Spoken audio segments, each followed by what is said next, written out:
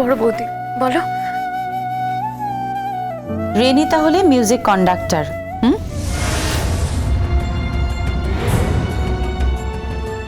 হ্যাঁ হ্যাঁ, একটা বিশাল বড় ফ্লোর, অনেকগুলো মিউজিশিয়ান, সেখানে গঙ্গারাম, রেনি, জিনা আর তুই।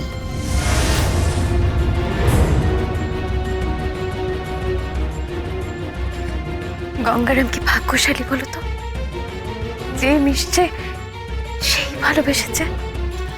আর যে ভালোবেসেছে সেই ওকে হারিয়েছে, তাই না?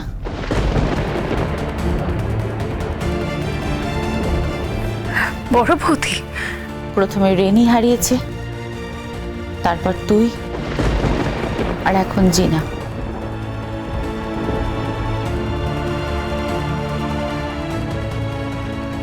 আসলে কি বলতো টায়রা, গঙ্গারাম বোধহয় রক্তমুখী নীলা, কারুর সহ্য হয় না।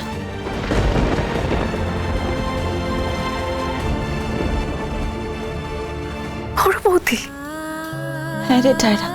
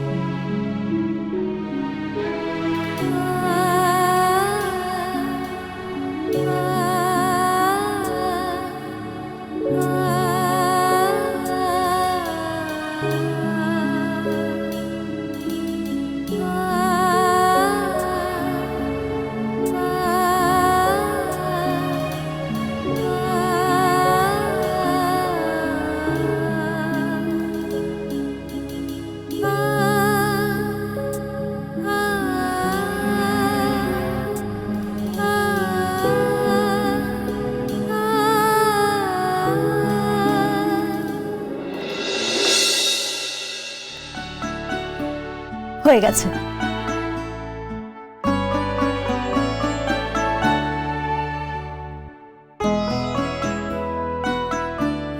कैसी लग रही हो बुल्टी? খুব সুন্দর লাগছে, আসুন।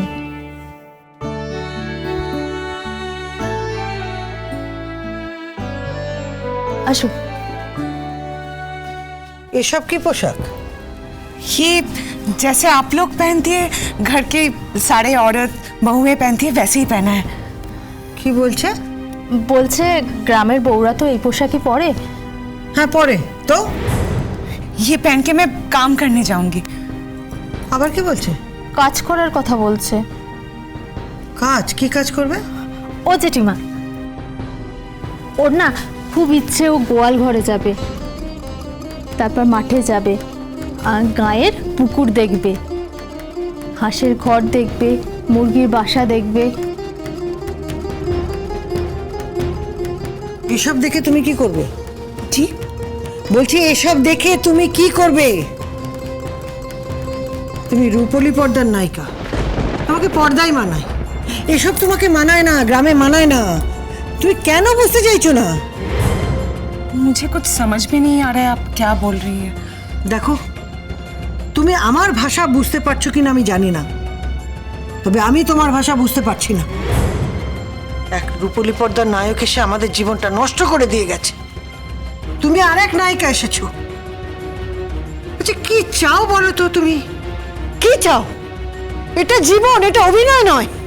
কেন কেন এসেছো আমার ছেলের জীবনে? কেন? আপনি এভাবে কথা বলতে পারেন না,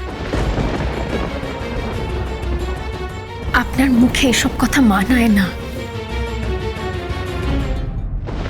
আপনি আপনার ছেলেকে জন্ম দিয়েছেন, কিন্তু উনি আপনার ছেলেকে দ্বিতীয় জন্ম দিয়েছে। আপনার ছেলেকে প্রাণে বাঁচিয়েছেন উনি, হাসপাতালে তো মরতে মরতে। আপনি এভাবে ওনাকে বলতে পারেন না। পারি পারি, 100 বার পারি, 1000 বার পারি। আপনি বলবেন না। তুমি চুপ করো। আমি কি বলতে পারি আর না পারি তার কৈফিয়ত আমি তোমাকে দেবো না। কৈফিয়ত দেবেন না মানে? আপনি এতটা স্বার্থপর কি করে হচ্ছেন? কি কি বলে তুমি? আমি স্বার্থপর? এই মেয়ে, কি বলছো কি তুমি? হ্যাঁ, তুমি দিদিকে অসম্মান করছো। আমি ভুল কিচ্ছু বলিনি। ওই মেয়েটি গঙ্গার জন্য প্রাণপাত করছে। এই গ্রামের বউদের মতো শাড়ি জামা কাপড় পরছে আর তারপর গ্রামের কাজ করতে চাইছে কিসের জন্য? ওই স্টুপিড গঙ্গারামের জন্য, ইডিয়েট গঙ্গারামের জন্য, ভোদাই গঙ্গারামের জন্য। এই শোনো, আমাদের বাড়ির ছেলে না আর আগের মতো ভোদা গঙ্গারাম নেই, বুঝেছো? ও এখন যথেষ্ট খ্যাতনামা। ওর গান টিভিতে দেখেছে, কত ভক্ত জানো ওর। ও এখন যথেষ্ট নাম করা লোক। ওর নামে টিকিট বিক্রি হয়েছে। মোটেও নয়, টিকিট বিক্রি হচ্ছে জিনার নামে, গঙ্গার নামে নয়। টিকিট বিক্রি হওয়ার মূল কারণ জিনা, গঙ্গা নয়। क्या हो क्या रहा है ये सर? मुझे कुछ समझ में नहीं आ रहा है। কিছু না, কিছু না, কিছু না, ও কিছু না। तो फिर मुझे लेके चलो वो गाय माता जहाँ पे है। আসুন আসুন আসুন। ডায়রা, এসব তুমি কি করছো? কি করছো তুমি এসব? ভুলে যেও না, আমি তোমাকে বাড়ির বউ হিসেবে মেনে নিয়েছি। আমার স্যামির সঙ্গে বিয়ে ঠিক হয়ে গেছে, আর আপনার ছেলের সঙ্গে আমার সেপারেশন হয়ে গেছে লিগালি। তাই এই নিয়ে প্লিজ আর কোনো কথা বলবেন না। আমার কথা শোনো। আর কিছু শোনার নেই আমার। এই মেয়ে, এই মেয়ে, তোমার তো দেখছি বড্ড গুমর। গুমর নয়, আপনাদের বাড়ির ছেলের সঙ্গে ওই মেয়েটি সংসার করতে চায়, লাইফ সেটেল করতে চায়। আর যাই হোক, আমি আজকে আপনাদের লাঞ্চ বানানো শেখাবো, আর আমি ব্রেকফাস্ট বানাবো, আর আপনাদের এটা শেখাবো যে কি করে স্যান্ডউইচ বানাতে হয়, কি করে পাস্তা বানাতে হয়, যেগুলো ও খায়। পান্তা ভাত? পান্তা ভাত খাবে? এই পান্তা ভাত তো আমরা খাই, বলে ও কেন খাবে? তো ওর বানানোর কি আছে? তো খুব সহজ, খেলেই হয়ে গেল। আমি ওই পান্তার কথা বলছি না, আমি বলছি পাস্তা। পাস্তা মানে একটা ইটালিয়ান খাবার। আমাদের গ্রামে ইটালিয়ান সেলুন আছে, এই খাবার করতে গেল?